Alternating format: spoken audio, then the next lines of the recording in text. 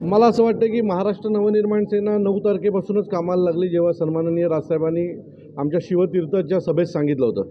परंतु मी आता जे काही प्रचारात फिरतोय, आत्ता देखील काही वेळापूर्वी तुम्ही सगळे उपस्थित होतात आणि एक गुजराती समाजाची एक बैठक झाली. ज्या बैठकीमध्ये स्वतः महिला उठून घोषणा देतात आणि निवडून आणण्याचं आश्वासन देतात. मला वाटतं याच्या पुढे प्रचारात काय असतं? कारण अनेक वेळेला आम्ही प्रचार पाहतो तर उमेदवार हात जोडून उभा असतो. इथे अशी परिस्थिती आहे की लोक समोरून सांगतात की आम्ही मोदींना निवडून देणार, आम्ही कपिल पाटलांना निवडून देणार.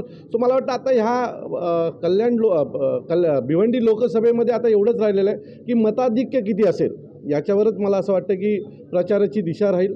ओएसिस फर्टिलिटीच्या तज्ज्ञांनी IVF उपचार पद्धतीद्वारे 1 लाखांहून अधिक जोडप्यांना मातृत्व प्राप्तीचा आनंद दिला आहे. मोफत अपॉइंटमेंट बुक करण्यासाठी आजच संपर्क साधा. मागील अनेक वर्ष जे काही कपिल पाटील साहेबांनी काम केलं आहे ते सगळ्यांनी पाहिलेलं आहे.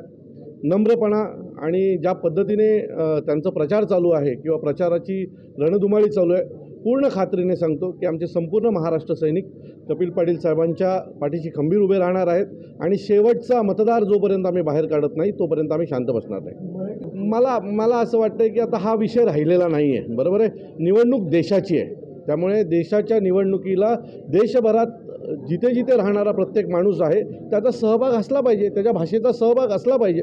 सो महाराष्ट्रात प्रथम प्राधान्य मराठीला असलं पाहिजे, पण त्याच्याबरोबर त्या त्या भागात राहणाऱ्या त्या त्या भाषिक लोकांचाही सन्मान झाला पाहिजे असं आम्हाला प्रखरेने वाटतं. प्रचार केला जातोय, पराभव समोर दिसल्याच्या नंतर तुमची प्रचाराची दिशा बदलते. सो ठाकरे गटाला समोर पराभव दिसायला लागलेला आहे आणि त्यामुळे त्यांची दिशा बदलत चाललेली आहे.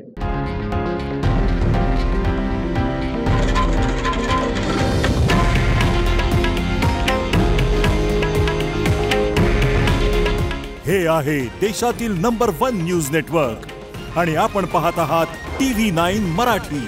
काळजी तुमची, हित महाराष्ट्राचं.